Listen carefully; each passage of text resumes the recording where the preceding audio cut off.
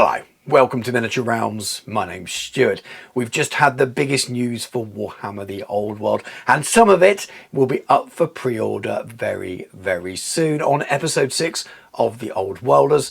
Mark and I sit down to discuss, is this the relaunch that the game needed?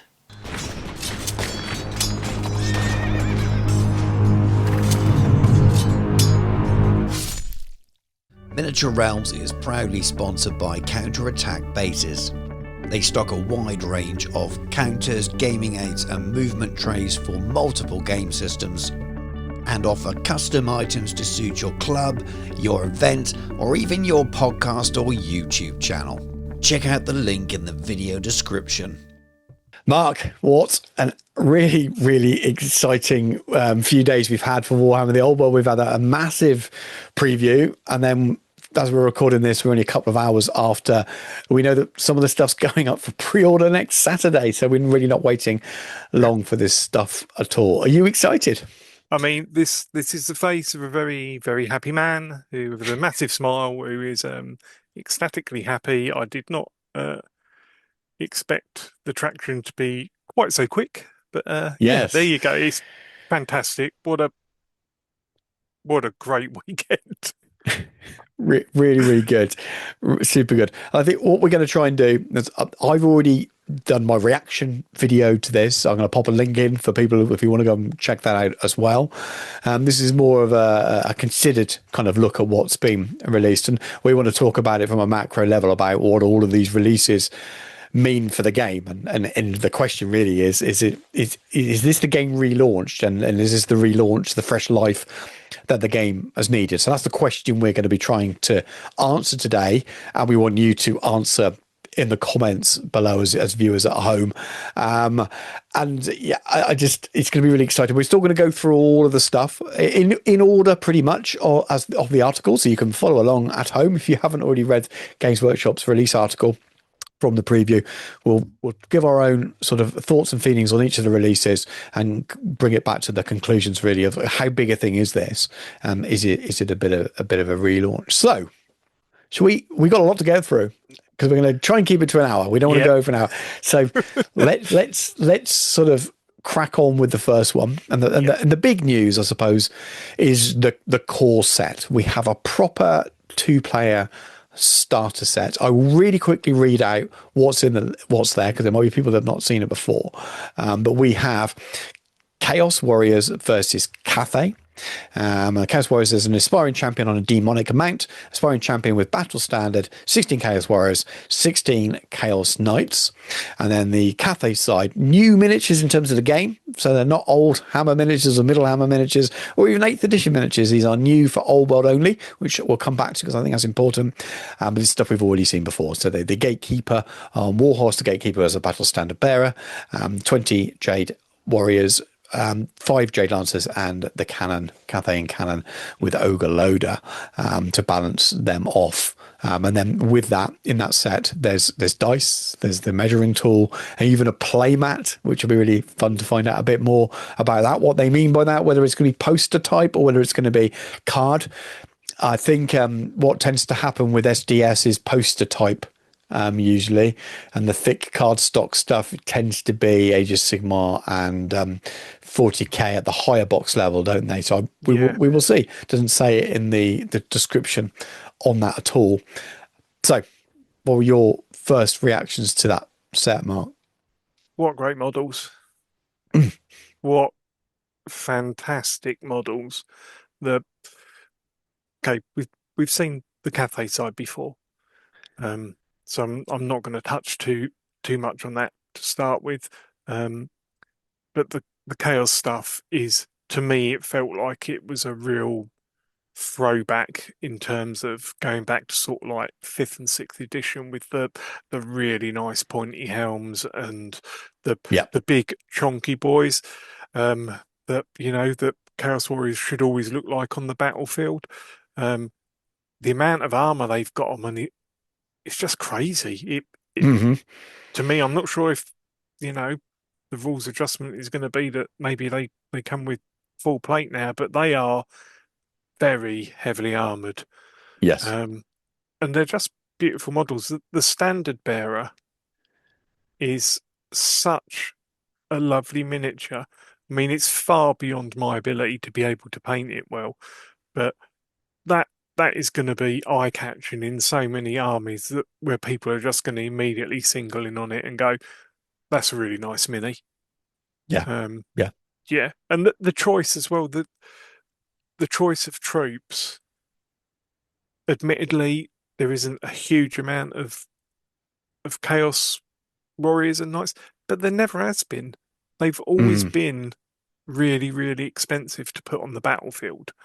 Yeah. They've never been the cheapest of troops, and the fact that you're getting an aspiring champion on a demonic mount is, you know, that's a nice mini as well. That's a real powerhouse.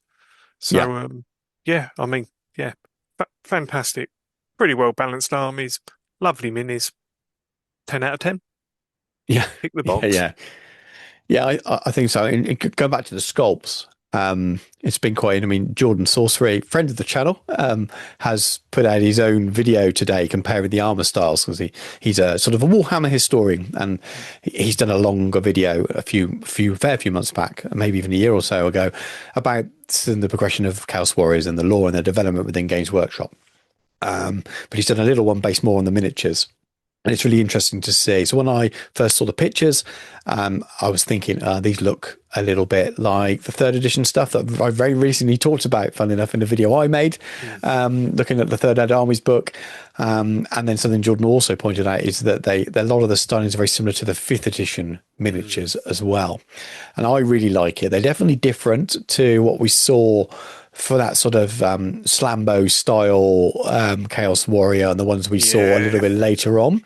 They're different to that. They feel a little bit more old hammer in their styling, which I'm a big fan of. I know everyone will be, but based on the reactions and the comments to my reveal reaction video, most people are huge fans of these. It's very small percentage of people who prefer the other look. And I guess if you do, you can still tap into the Age of Sigmar range. So you've got those options anyway. So I think generally it's a win-win. Obviously aesthetic stuff, it's never going to be please everyone, but I think these work really well along with the Marauders. Perfect, same kind of styling, and it feels like they're a progression from the Marauders, these Marauders that make their way to be Chaos Warriors. You talked about the armor. There's less leather on there. There's no leather boots, which if you're talking of speed of paint, I know there's lots of comments of people saying they're so busy, there's so much detail. If you really, really look at it, so much of it's just metal. So if you want to do a quick job on it, again, there's less belts, visible belts, there's less boots to paint in, less of that stuff. So I think they will be slightly quicker to paint than the Age of Sigmar ones before. Maybe not quite as quick as the old fantasy ones, which are very basic in their pose. But again, they're not going to be as bad as people think. There's lots of spikes, but quite often with Chaos Warriors, you can paint the spikes the same color and just cover them in washes and stuff. But anyway, that's probably spending too long on them. But I'm a really big fan of the aesthetic. I like the way it feels like Warhammer, but with a modern design aesthetic on there as well. So really big fans of those. I think that there is the right amount in the set. So just, I suppose, Cathay, I'm not going to go back to the miniatures. We've talked about them to death. I know a lot of people are unhappy to see Cathay in there. I think it's smart. I'd love to see Empire. If I could choose, I'd have had New Empire in here as well. I don't think the game is at a stage yet where they could develop a new set of Empire miniatures and have two new armies in the core box. I don't think they're there yet. I think we've got this because the game's growing. And this part of what this conversation about, the game's growing, the game's doing really well, and they're developing more and more stuff. But I think it was a case of we want to have only Warhammer the Old World released miniatures, brand new miniatures in this core set. So the best way to do it is we've got a narrative going on with Chaos and fighting Cathay anyway in the last book that just came out. So the preceding storyline, Arcane Journals were there. It makes sense to put them in. That way we can sell a real showpiece set that's got very new miniatures, brand new miniatures, and very, only a year old miniatures in there. And it makes sense from that point of view. So if you're sad that Cathay are in, I get it. And it could be better. but they've made a smart business choice here based on what they've got available at the time. So Mm. come second edition, maybe we'll get lucky and have two brand new armies matching up. But this feels like a good move forward, that there's no old miniatures in this box, and Yeah. I'm quite comfortable with that we're getting this. I don't know what your thoughts are on the cafe Yeah, being in there. I I agree. I think it's following the storyline. Um, I think what people may be forgetting potentially is that this isn't based necessarily on the people that are already playing the game. This is based very much on all of the people who want to play the game but are a little bit unwilling to because of the rule book being a bit all Yeah, over the place. Hopefully, that's all been sorted out. So I think it's looking at those people as well. Um, buying a box with a friend and then building it and painting it together, you know, playing battles, fantastic. There's nothing better than that. So no, I think it's a massive swing, a massive hit. Um, it's gone straight over the boundary. It's a 6 everywhere, but yeah, yeah. it's a 10. So yeah, 10 out of 10. Really, really impressed. Yeah, yeah, I think so too. And then related to it, it mentions you have everything you need to play the game. So I'm guessing that Yeah, means that there's some kind of list. There was with the old Bretonian and Two Kings Tartars, wasn't there? There was yeah, some kind of get you by list that you needed so you could play the contents of the box. I imagine they've got something similar to that in there, and will be interesting to see. But I suppose more so, skipping ahead a little bit on the article, if you're following along at home, I want to talk about the rule book now, because there's a rule book in there, and it states quite explicitly that it includes all of the FAQs up until the last published one. So that's going to be January as well. So FAQs, erratas, so to yeah, speak. Obviously, those I use those terms interchangeably. Technically, FAQ is just answering questions, and the errata is the actual changes to the text within the published works. yeah. What are your feelings on that? I mean, it's the 1.5 edition that people have been predicting, that I hinted at quite a while ago that could be a way they go, because it happened with Middle Earth, maybe on our last episode as well. But we also got a lot of other things wrong. But yeah, but what are your thoughts on the where it's at with the FAQs? I don't think there's any other way they could have done it, is there? If we're being realistic about it.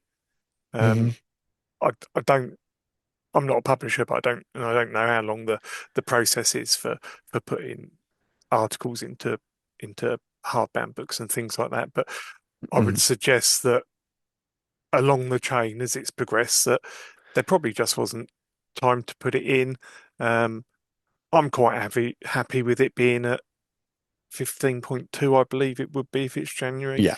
I'm quite happy with it being there. It would have been nice to have the the new FAQ in it, but it's not possible, and that's fine.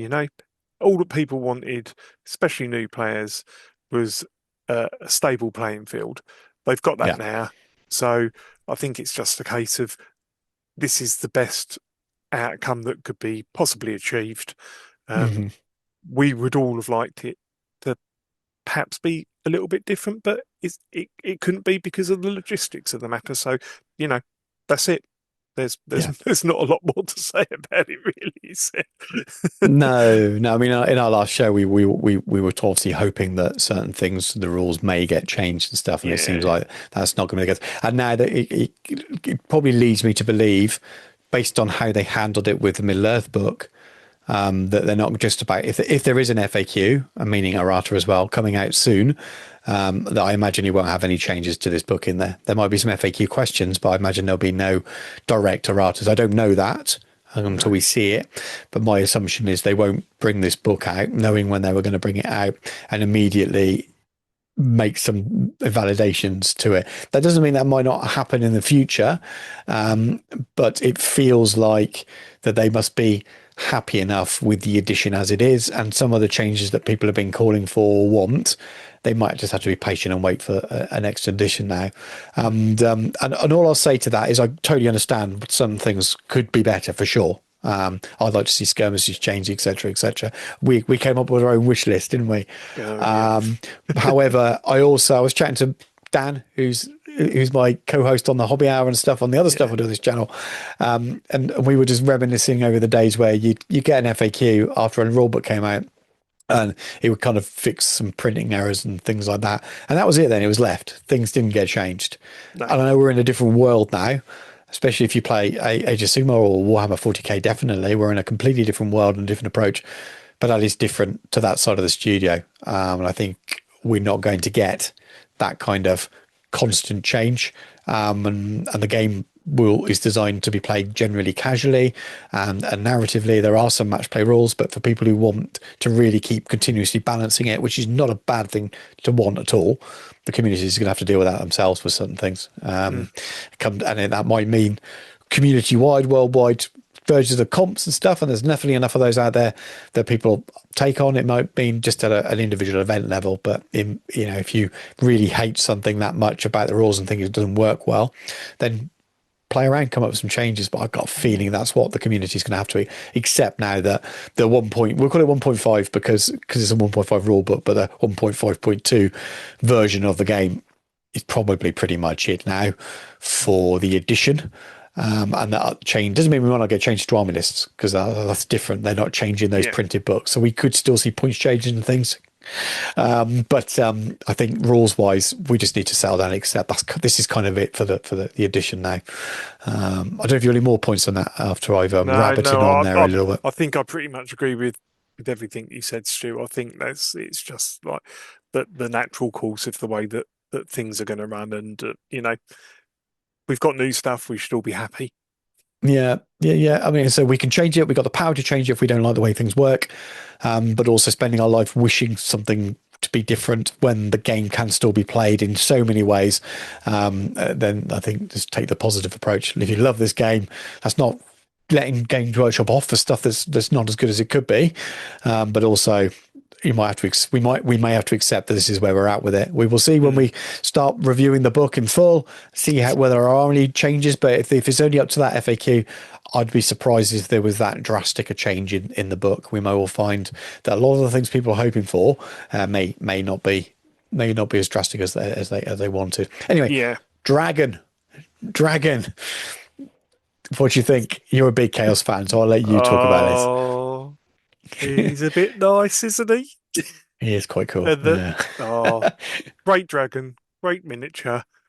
Looks as if the base sizes are going to fall into a larger scale for the bear moths. So which should be good, I think, overall. And I like the fact that you get this great thing where you can choose which character you want on the back of it, and then the character that you don't put on the back of it, you then get as a individual, foot model as well. Yeah, I think that's really, really, really good value for money and great, great foresight there by Games Workshop. I don't expect the dragon's going to be cheap. No, it is a big chunky model. There's no two ways around it. It's huge. But that's Bone Dragon size base, isn't it? Yeah. And that had the same thing with the characters, I believe. I still haven't built mine. I've painted one for commission. I still haven't built mine. But just because I want to build him flying through the air after seeing the ones in the Warhammer World display. Anyway, tangents. Stop. But I can't see it being cheap. I don't know how much the Bone Dragon is on its own, but then you're looking at the other big kits like the Meow Ying, and you're looking at the balloons and stuff like that. We can probably all start having a guess what kind of price range it's going to be in. But it is stunning. I wonder whether they will keep the old base sizes for other dragons, or whether they will just say, as part of a errata to the Forces books, which they could easily still do without messing up, whether they just errata that as a new dragon base size, and then we can have a joke around which dragons will look comically tiny on that base. I know Galrak will look. Galrak's sitting beside me over there. Galrak's going to look hilarious if he has to sit on one of those. I'll be able to put a whole village with him on the base. Maybe that's what I'll do. But some things would probably be okay. The high elf one wouldn't be too bad, because it's still got quite enough. It's got quite a big. I think it offers you the scope to differentiate between the dragons with the high elves, with Mm, maybe, and the thing I really like about the Chaos Dragon is that the majority of dragons by Workshop over the years, with the exceptions of the ones from the really, really early days, have always had a sort of like almost like a great room from Lord of the Rings filtering where they're quite yeah, serpentine. I like that this thing is not serpentine. This thing is just a big, chonky. yeah, I'm going to breathe whatever I want from each of my heads on you. Then I'm going to stomp on you. Then I'm possibly going to eat you. But if you're still moving, I might let whatever's on my back have a go at you first before I eat you. I just, the model's just insanely good. Um, and yeah, I think that it opens up a scope of variations for dragons across the board. I yeah, hope it is the new base size for all of the dragons. Um, I don't care how much it costs within reason. I've yeah. just got to have one. Yeah, yeah, yeah. And to be honest with you, I know people we're all different with it. I don't mind at all having to put dragons on a bigger base. Out of miniatures to have to rebase, it's probably the easiest you could do. You can even trim the edges off another one, stick it on the new base and build up Mm, putty around, and away you go.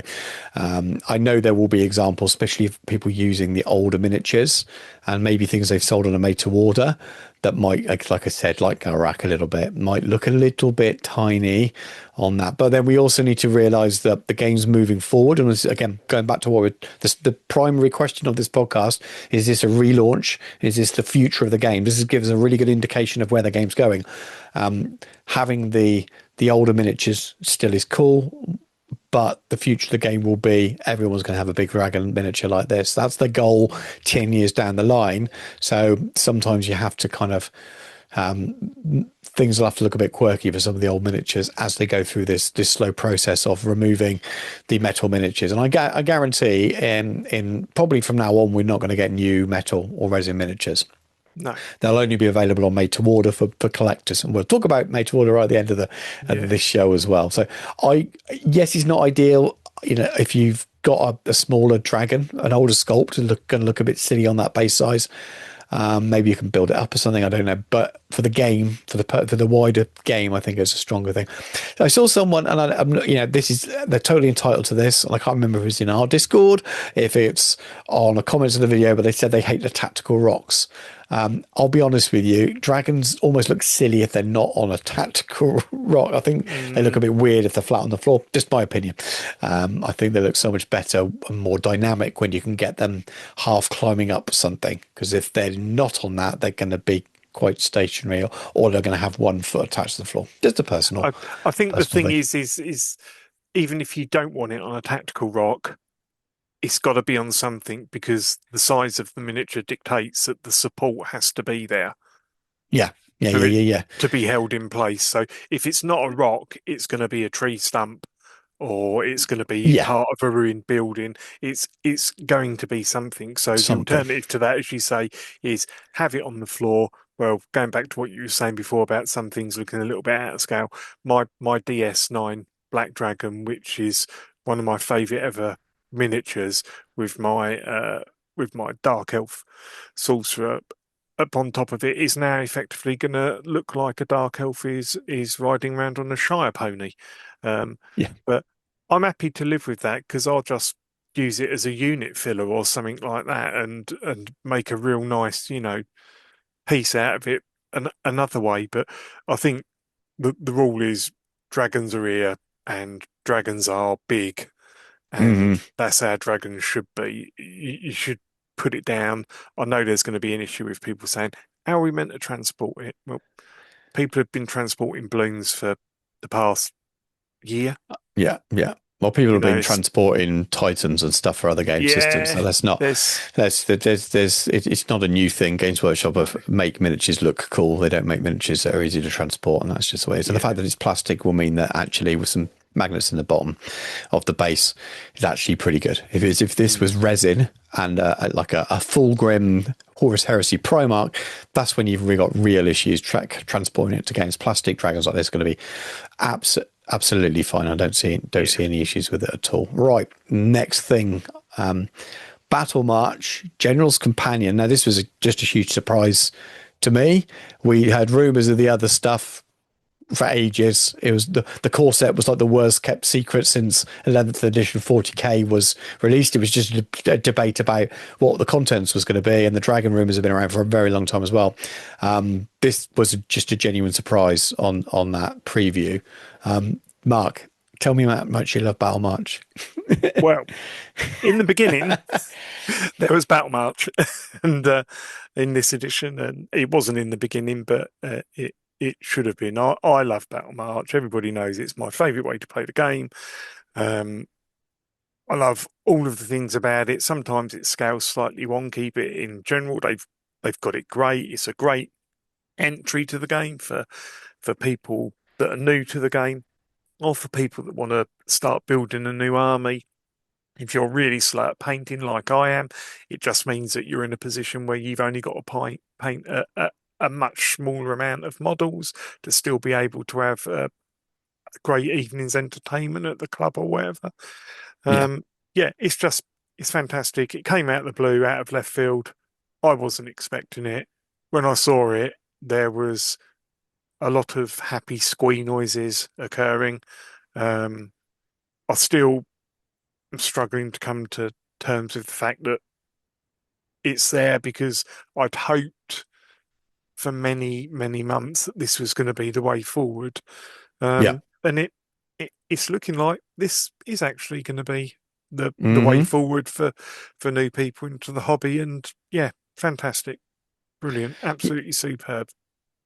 Quite often, what feels like the logical way doesn't turn out to be the logical way forward, these things. And that's not a dig at or a swipe at Games Workshop. It's quite often because what seems logical to consumers isn't logical to the way the accounting and the business works for companies like Games Workshop. Quite often what seems like a really weird choice is that there's a really good reason for it. It just seems weird to us.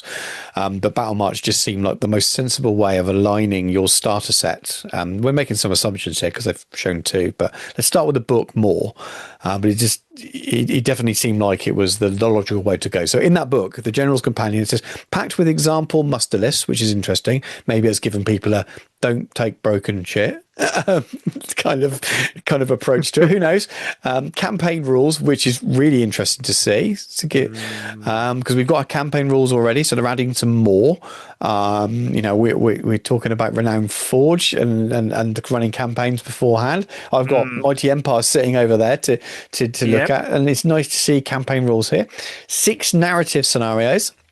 Again, you can play this as a match play game if you want, but it probably works better as a way to teach the game, have quick lunchtime style games, and do fun narrative things. But you could play in any way you want. But the fact that they're focusing on the narrative scenarios rather than 6 BattleMarch match play scenarios in the book makes me happy. At least it feels like that. It feels like this book's got an angle on it. This aimed more at that kind of casual and learning play and just playing just for fun rather than worrying quite so much about your armies being fully matched up and balanced always. So those any thoughts on the teased contents of it? I mean, I want to know, are the scenarios going to be different to things that we've already seen? The thing that really stood out for me was, I think under the second line, I'm just checking now, so I'm looking away from the screen, but it says it's a small scale way to play of 400 to 750 points. Yes. Not 500, 400. So they've lowered the boundary for you being able to play it. So that is really interesting. I mean, it sounds idyllic. If it's going to follow the same plans as everything else, you have to think 48 pages. Arcane Journal. That's a lot of muster lists. Is it saying don't take this because of, it'll be bad and you won't have fun times playing? In most cases, you can't do that anyway, because the way the points scale per core, special and rare choices and character choices, it just won't let you do it. But it may have restrictions on magic missiles and things like that. Yeah. It may have other restrictions. I'm interested very much to see that there's a new list of magic items for it, excuse me, Yeah. which is, really interesting. I think it sounds almost too good to be true. And I know I'm saying that everything that they've previewed so far is, 10 out of 10 or whatever, but they've knocked it out the park with this. They really, really It have. seems, And it appears so. yeah, on face value, obviously we don't Face value, have yeah. anything to physically check it against yet, or Not yet. in No, looking terms forward to it. of written word and stuff. But yeah, I think it's great. I'm a huge fan of BattleMarch. I'd play BattleMarch all the time if I could. I think it's absolutely fantastic. Yeah, again, Fantastic. yeah, Lots to be less excited and miniatures look to forward paint. to. Yeah. Well, I'm interested what the additional rules are, and how that directs the game, and also special magic items for use. I wonder whether it's additional magic items that are specifically designed for BattleMarch, or whether it's a case of these are your magic items. These are your only magic items.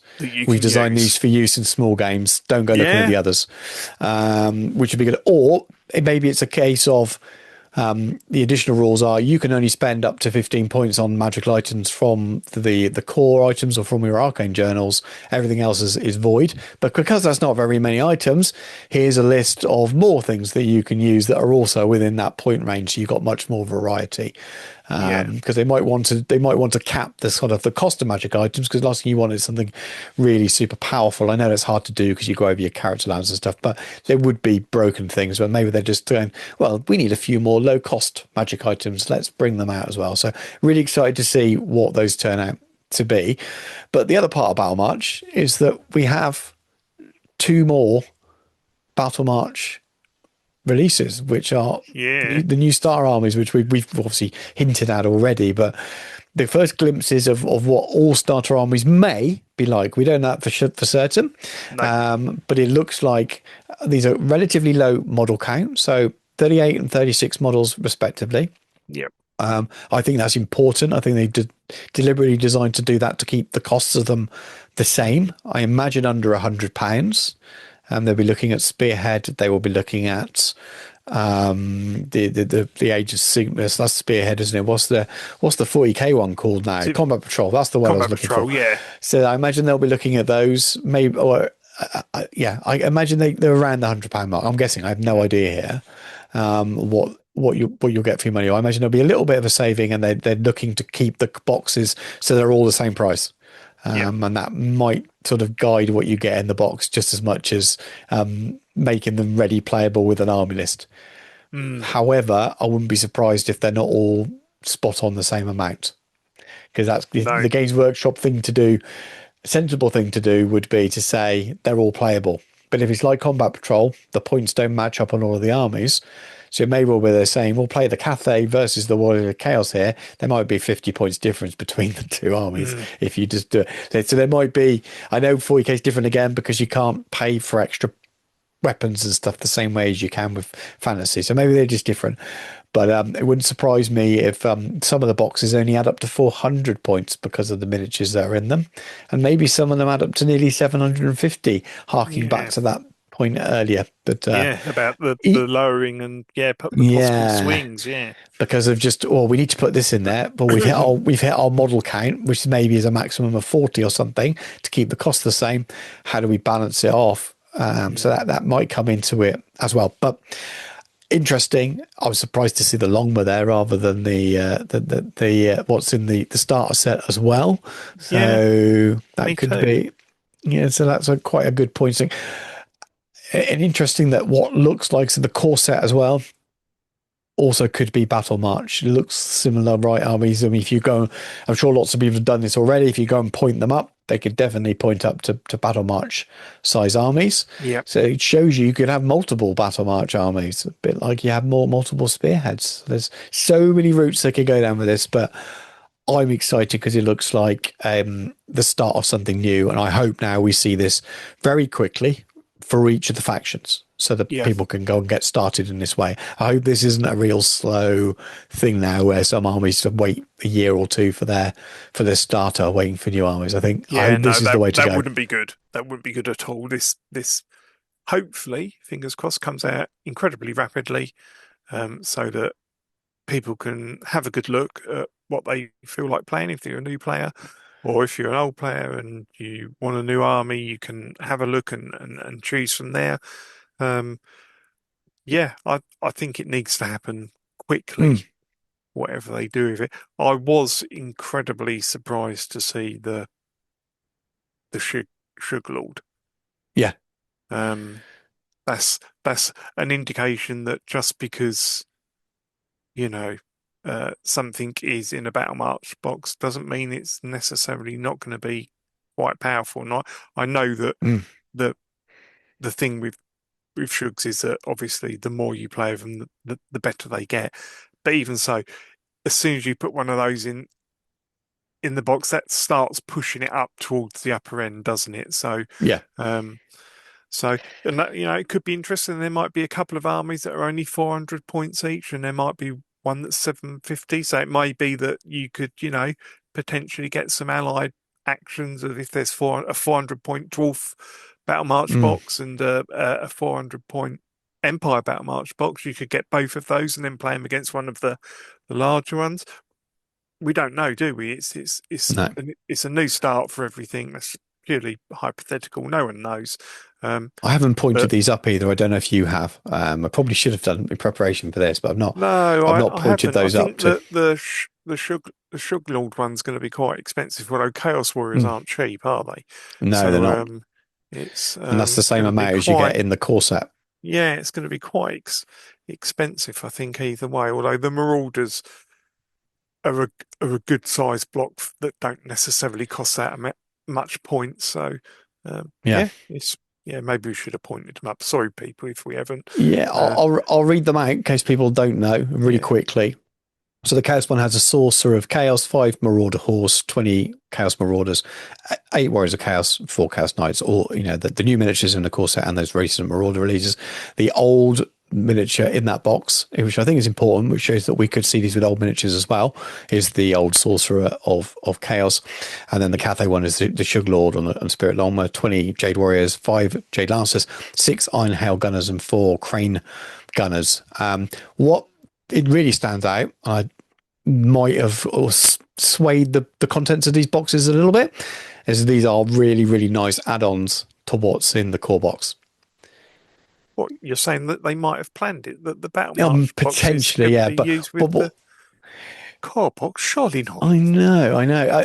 But it might sway what's in them, their choices for Yeah, these, compared to others that don't have a complementary core box, if that makes sense. that's very true. That makes perfect Because sense. these work really well. Because if you buy the Warriors of Chaos one, for example, you're probably not going to need any more mounted Warriors of Chaos or No. foot Warriors of Chaos unless you're running all Chaos Warriors and things. But even then, that's a lot of points of Chaos. Eight Warriors of Chaos, 16. So 16 Warriors of Chaos, 8 Warriors of Chaos mounted. I mean, you're fast Your getting 20 outside Marauders.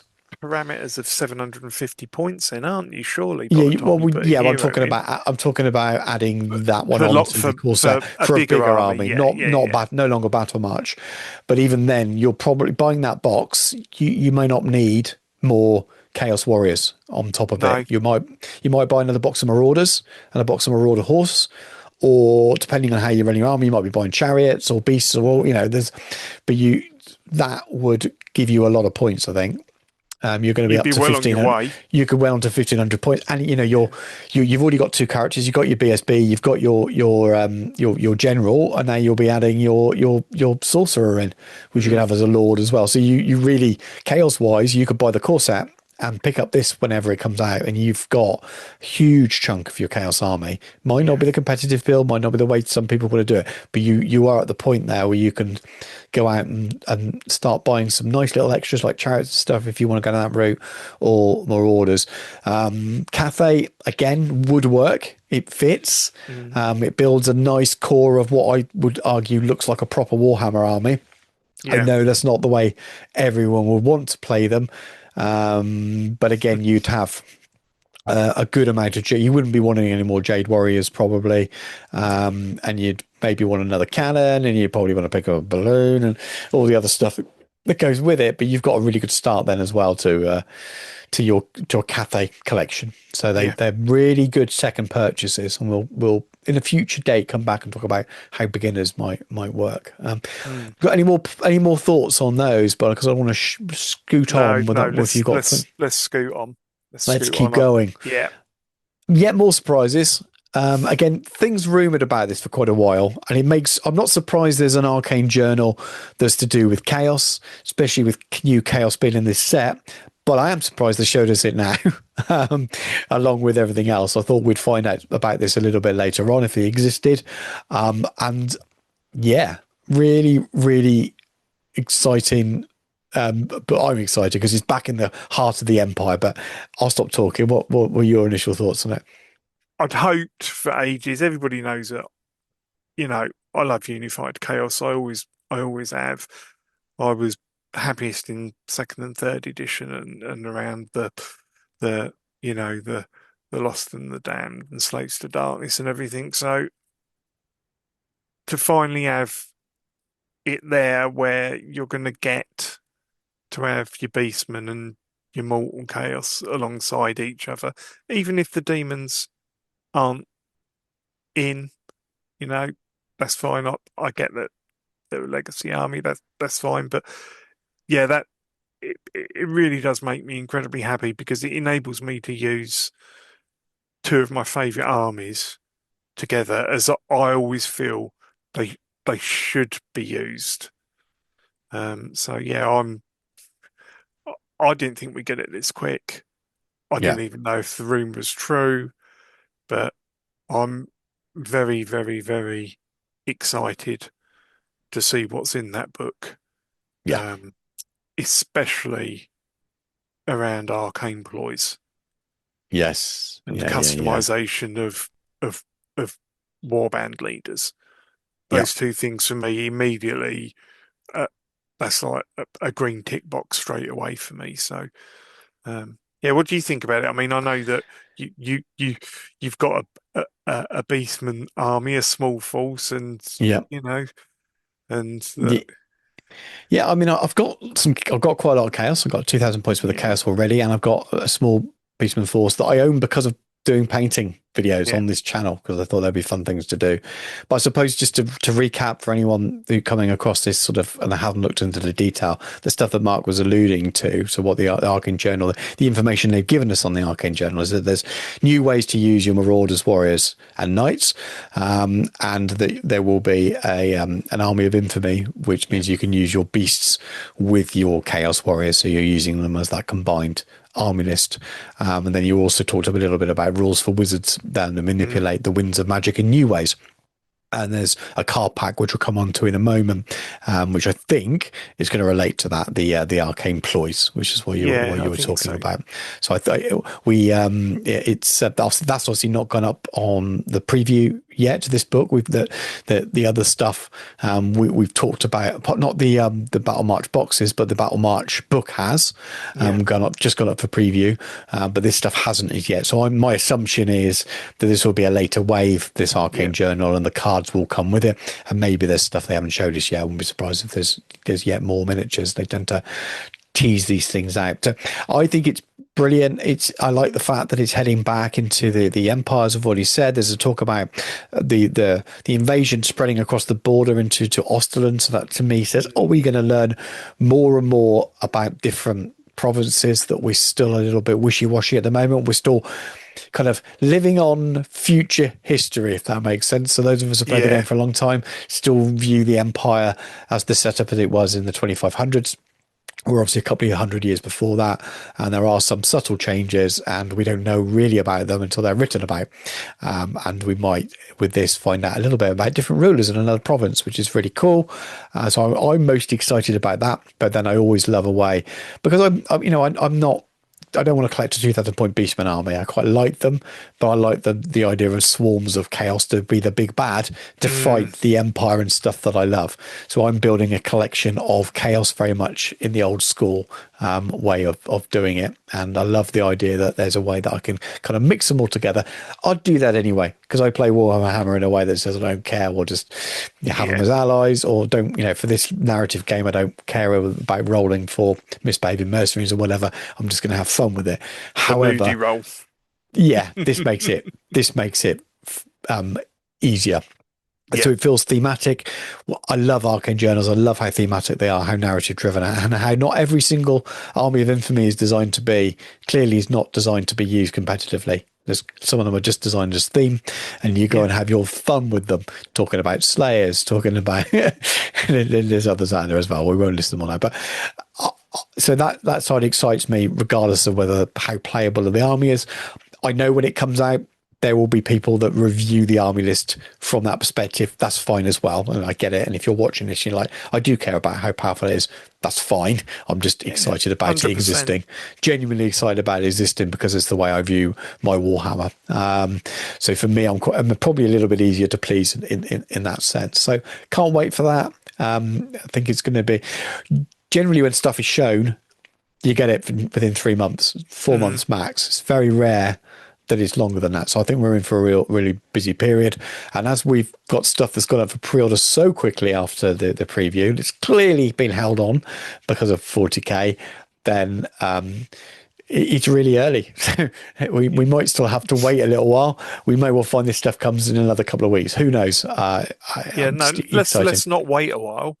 No, we don't want that at all. Oh, and I'd like enough time to paint it and enough time to make content, and before we move on to the next one. But anyway, last thing, card packs, because they're sort of related, aren't they? 2 of the card packs have been I've got up. Well, will be going up for pre-order on the Saturday. They went up on the Sunday preview tonight at the time that we're recording this, and one of them I would imagine is completely linked to that Arcane Journal, because it's called the Arcane Magic Ploys, which links to, and it's got a Chaos Sorcerer on the front of the pack.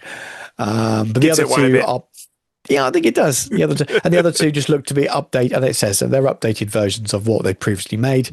Obviously, includes the FAQs and erratas, and adding things like Cathay, I imagine, by the looks of the Cathay I think so. Picture on the front. So they will include all that stuff. So if you liked your cards, this is the up-to-date versions of them. I know a lot of people just won't buy them because the cost, blah, blah, blah. If you like your cards, they'll be there. Get them quick, because they tend to sell out quick, don't they?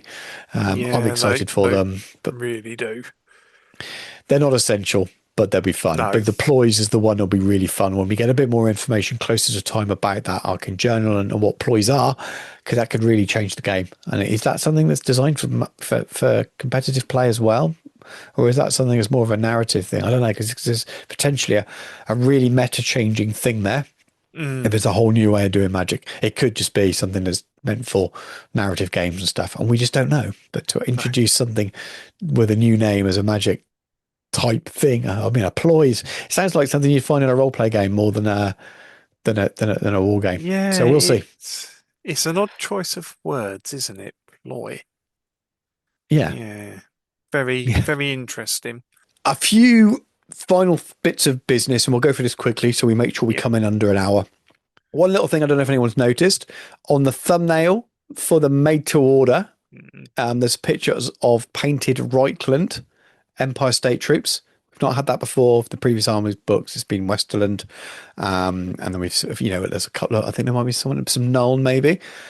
These look like studio painted. They've got the Reichland transfers on the drum and on the stuff, so those are interesting. They must have been painted for something in front of those carts, so they're going to be in some book, maybe more than one book. But it says that, again, that excites me because it's old fantasy, it's the Empire, they're doing that. So let me know in the comments what you think that's for. Is that a future Yep. army of infamy? I'd love a Sigmarite style army of infamy for Empire to add another way to play them. Would be amazing. But made to order. There was a made to order that came out very shortly, Yeah. about 24 hours before. It's going to be the same date. I think that's a mistake, if I'm honest with you. Mhm. Same date as these new people are going to be who might have spent money on this, including myself, having to think about where you spend your money if you want to buy other Warhammer the Old World things, because made to orders are never cheap. But this moved past that and just wish these were in a gap when there was nothing else on sale. We've got the baby dragons, which are fun. Yeah. Those are really cool. We've got the Orc Raiders, which are really highly sought after, aren't they, in Yeah. terms of Massively. collectibles? Yeah. Really, Massively. really lovely miniatures as well. We have the baggage train carts, which are kind of Bugman's cart era sculpts, super, super Mm. old. Maybe slightly missed the window whether they would have been really good sellers would around the time that the baggage carts came into the game. But these things, Maybe missed that window, but not the window for potential new players now. yeah, exactly, Yeah. exactly. Well, I So suppose though they might do because new players aren't going to be ordering their new game and then knowing that they need to order carts on the made to order. That's unless, well, not on the made to order, but once they've read their BattleMarch book, which is yeah. already out, that would that give them enough time? I No, don't know because they'll what the be window. pre-ordering it on the same time, aren't they? The window's only a week, Oh, so they won't have the yeah. book before they know they need these. So this is why I think that if this was a few weeks later, Yeah. Probably it would have would been have been better slightly timing. better. Yeah. But they're not making their money on these. They're making money, but they're not making their money on these. These No. are for more for kind of people our age that are collectors that wants this stuff. A Well, old very people. classic mercenary ogre captain. Oh, And very, very expensive on eBay, or was. Soon to yeah. be a Good little old bit cheaper on Hothrog. eBay. Absolutely. Yeah. And then the classic mercenary ogres are really cool as well. They obviously saw the video I did about making Badlands ogres conversions rather than buying the other. So this gives you another option now to add to those Badlands ogres maybe, or use as alternative Imperial ogres Mm. if you didn't like the Empire looking ones. You wanted them to look a bit more rough and ready.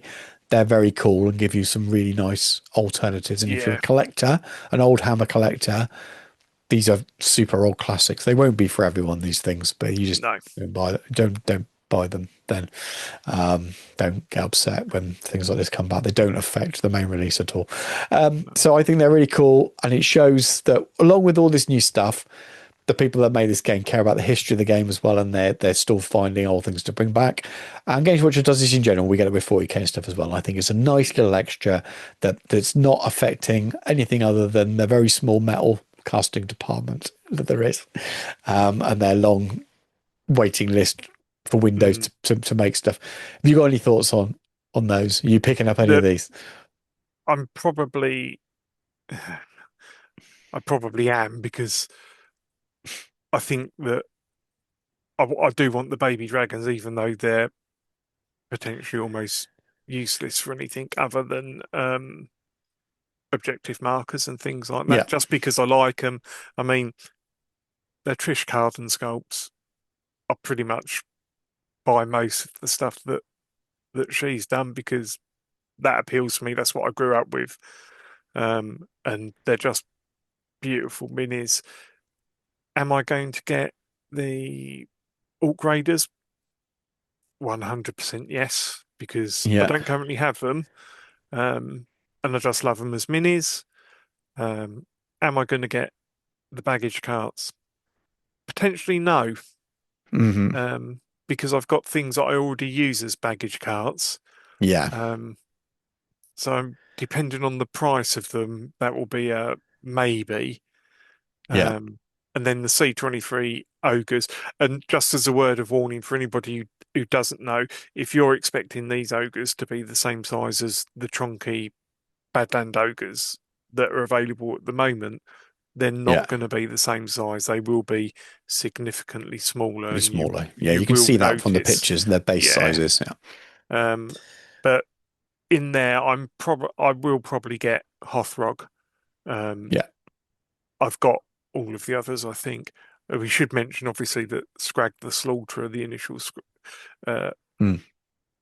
model of Scrag the Slaughterer is in there, which is a fantastic model for potentially leading your Chaos Ogres if you was to put him on a Yeah, tactical yeah. rock or something like that.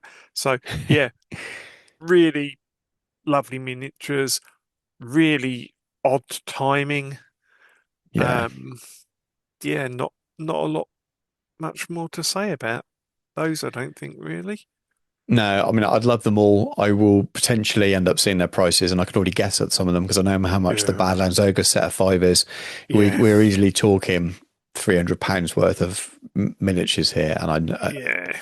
my sensible hat says to me that I'll be buying things to put away, and maybe not, which is that's part of the point of them, maybe collectibles. But yeah, they might be just too much for me to be able to justify at the Mm, moment. But they are lovely, and if I could justify, I would pick up absolutely all of them because they are all things that I'd like to own. all the But again, things. I just think it's really nice that amongst all of that new stuff that there is still these little nods to classic stuff as well, Yeah. which has got one toe left in the game and the way it launched, which kind of brings us nicely back around to the whole point of the show, really. So, do we think that the game? Do we think this is a relaunch, and is it something that the game needed? So, what are your thoughts on that, Mark? I think very much so from the point of allowing accessibility to new players who want to play the game but have been put off by the rumours of the internet about doom and gloom, etc., and all the rule book's unusable. From that side of the coin, yeah, 100%. The rule book did need tidying up. There's no two ways around it. Is BattleMarch and a core set, 2-player set, the best way to get into the game? Almost certainly. Hmm. There's a host of different videos out there telling you all about different things. Most of them will inevitably be out of date as soon as the sets launch because we don't know what the differences in the changes are going to be to any of the factions. Um, so I think so. Yeah, I think they've taken a real good premeditated look at the situation and taken a massive swing and knocked it straight out of the park with Yeah. this. I am really, really happy. Um, the only thing that has put me off slightly is the fact that we did have to wait so long for things to come to us.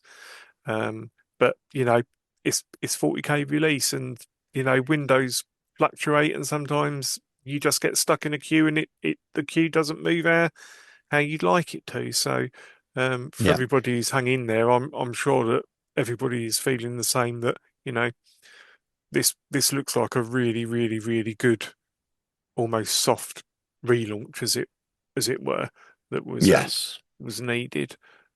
So yeah, long may it continue, I think. What about you, Sue? How do you view things overall Mm. with everything considered? I know that's quite a difficult question, but No, I mean it's very clear to me that I think soft relaunch is the right word for it. I completely agree that the new set was needed. We needed a way for new players to play the game, mm, and the old sets were not doing that. It was designed for returning players. Really, the way it was designed to launch on a budget, returning as many old miniatures as possible. The game's clearly done really well. We've heard about that so often.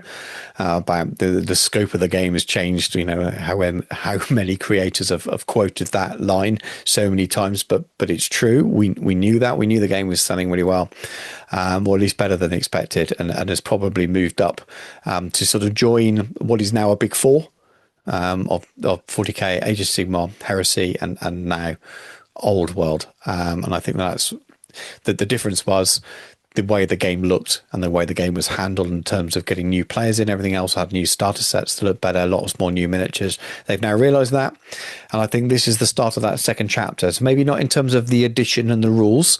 We might see a new edition in a year's time. So we're not halfway there with that, but we've stepped into a new world now where it feels like we're going to see a focus on new miniatures, updating ranges, and at the same time continuing to tell the story arcs that they're working on and are not rushing. You know, we're still looking, we're still only 2 or 3 years into that story that they're telling. So I think they're comfortable with that. So I think it's good. We needed it for new players. We've got BattleMarch now as developed into the perfect way to offer new players to the game, a way to start, be that people returning or brand new players to it. It's a much better way of doing it rather than just relying on people with a bit of previous knowledge how to build old miniatures. And I think that is a clear intent for the future of the game. That's brilliant. And the fact that they took a while to communicate with us, I think it's a marketing problem. And not blaming marketing. I mean, a company view of marketing that leads to decisions around worrying about capping sales on 40k by talking about other game systems, and they probably could have teased some of this. The problem is when they show something, they generally don't release it for it has to be out 3 months later, and we got such a big window that it just probably meant it was too long a gap, so they had to hold on to everything. Could they have announced this a couple of weeks ago without damaging 40k sales? I think they probably could. I think they probably held on a week or two too long. But to have it as part of the big summer reveal, and the summer preview, the preview was huge. If you play other game systems, there's probably a lot of other stuff we're excited before. Not going to go down as a rabbit hole, but I think overall there was some amazing stuff. It was a really positive look at all this cool stuff, and it was part of that again. And I don't know if it stole the show this time, but it was definitely joint top probably, or right up there with other things. Generally really, really good. So I think it's a great time for the game. Fully signals a soft relaunch. It won't be the rules relaunch that a lot of existing players want. Or at least the more competitive minded ones or meta focused ones. That's not a slight, that's just an observation, because a lot of those players are very focused and wanted to see changes that they may be unlikely to see. But in terms of overall health of the game, I think this is a huge change, and I think it shows that we've got so much coming as well. So great times. Right then, Mark, really briefly, do you got any shout outs before we go? Tom at UK Resin Print has got a sale on. Have a chat to him. Does lots of different ranges of miniatures. All the Team England, obviously. Everybody I've met in the past sort of like month or so who's come up and said nice things about the show, or has just generally wanted to chat in general about Warhammer. All the people in my gaming group that I play with are all lovely people. Stu for being probably one of the nicest guys on the internet. Mark is not an Oscars reception speech. Everybody in Stu's Discord as well. They're all top people. Get yourself in the Discord, people, and come and have a laugh with us. It's a really nice, chill place to be. That's about it, really. I think, Stu. Yeah, that really is. So there's a link for the Discord in the video descriptions, in links in all of the video descriptions, including to the Patreon if you want to help me out as a creator financially. I do loads of other content on this channel as well. So if you found this video because you're interested in all the new releases, we do this podcast. This is episode 6. Go and check out all the other episodes, but also check out all the other stuff that's on my channel, because there's a lot of old mod stuff on there. And keep an eye out soon, because I'll be doing lots of content relating to these releases as and when I can. So, but yeah, thank you very much for watching. Take care. Thanks, everyone. And we'll catch you soon.